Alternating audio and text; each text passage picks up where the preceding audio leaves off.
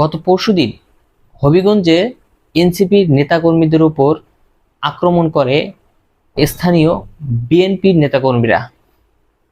এতে লাভ কার হলো? আবার আগামীকাল এনসিপির জাতীয় পর্যায়ের নেতারা হবিগঞ্জের উদ্দেশ্যে রওনা হয়।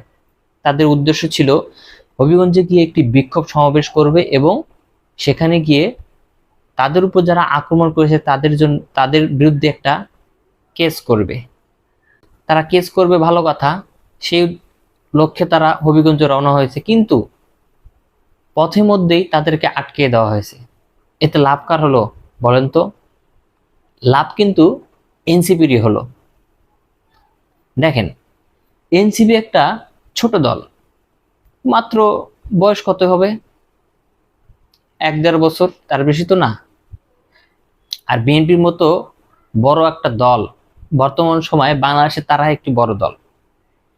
এত বড় একটা দল, এনসিপির মতো একটা ছোট দলকে সামলানোর জন্য সেই পুরনো কায়দার বালুর ট্রাক ব্যবহার করা হয়েছে। বালুর ট্রাকের কথা অবশ্যই আপনাদের নিশ্চয় মনে আছে, যে বালুর ট্রাক বেগম খালেদা জিয়ার বাসার সামনে ছিল, বেগম খালেদা জিয়াকে অবরুদ্ধ করে রাখা হয়েছিল।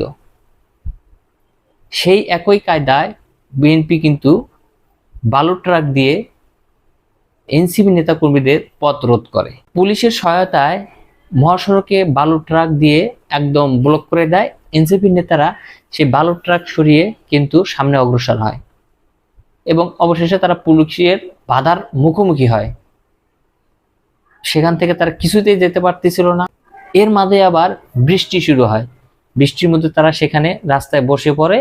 দীর্ঘ 3-4 ঘন্টার অপেক্ষার পর কিন্তু তারা হবিগঞ্জে পৌঁছে এবং তাদের বিরুদ্ধে কিন্তু সেখানে গিয়ে তারা কেস করে। আচ্ছা, এই ঘটনাচক্রে লাভবান কারা হলো জানেন? এনসিপিটি হলো। আপনারা যে এত হ্যাডাম দেখাচ্ছেন, বিগত 17 বছরে আপনাদের এই হ্যাডামটা কোথায় ছিল? আপনাদের নেত্রীর বাসার সামনে যখন বালুর ট্রাক ছিল তখন তো কাউকে আমরা দেখি নাই সেই বালুর ট্রাক সরানোর জন্য কোনো একটা নেতা বিক্ষোভ করেছে, কোনো একটা নেতা রাস্তায় নেমেছে। তখন তো আপনাদের কোনো হ্যাডাম ছিল না। তখন তো আপনারা ছিলেন পাট খেতে, ধান খেতে, গুহার ভিতরে, ডোবায়, খাল বিলে, এই জায়গায় লুকিয়েছিলেন। আজ আপনারা ক্ষমতা পেয়ে একদম বিশাল হ্যাডামালা হয়ে গেছেন, তাই না?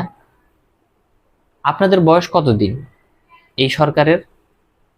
6 মাস এখনো হয় নাই, তাতে আপনারা যা শুরু করেছেন, আপনাদের আরো 4.5 বছর পরে রয়েছে। জানেন